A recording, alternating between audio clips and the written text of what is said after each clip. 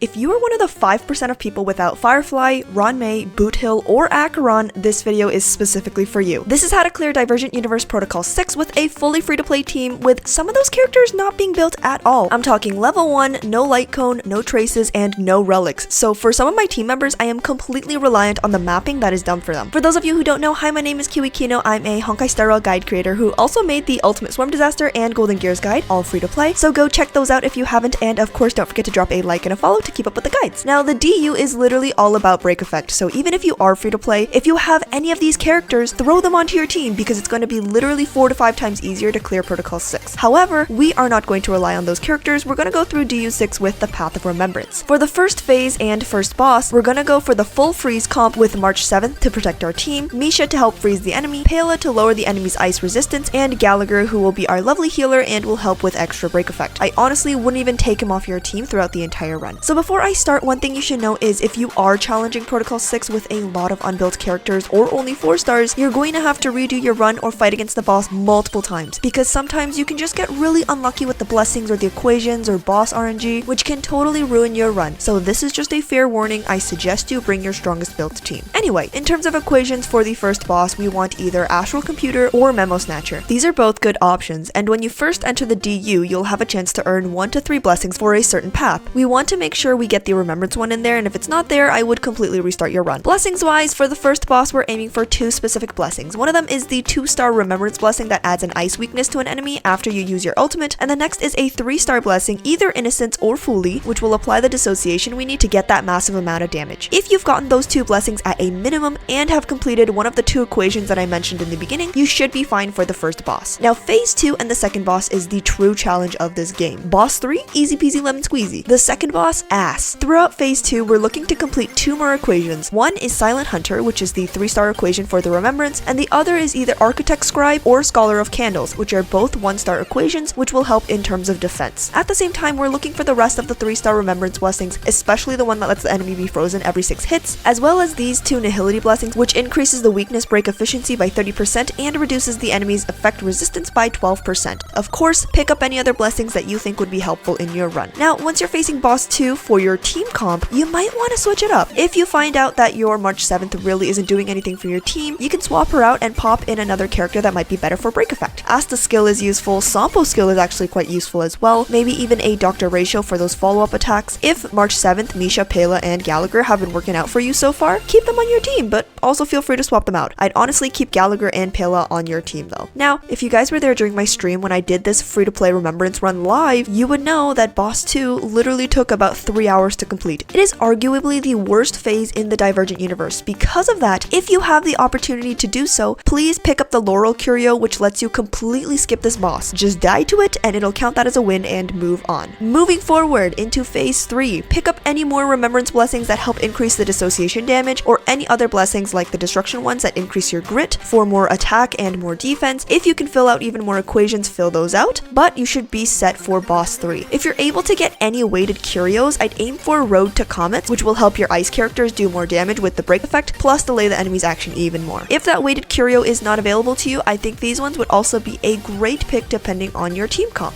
Before you head into boss 3s, Dr. Screwlum should be there with a whole bunch of blessings that you can buy out in his shop. If you have any leftover cosmic fragments, just buy out any blessings that you think would be useful. And overall, don't forget to level up some of your blessings using the heat. Luckily, to get all the rewards, we only have to clear Protocol 6 one time. So I hope this guide helps, and good luck on your runs, and if you have any questions, I'd be happy to answer them in the comments below.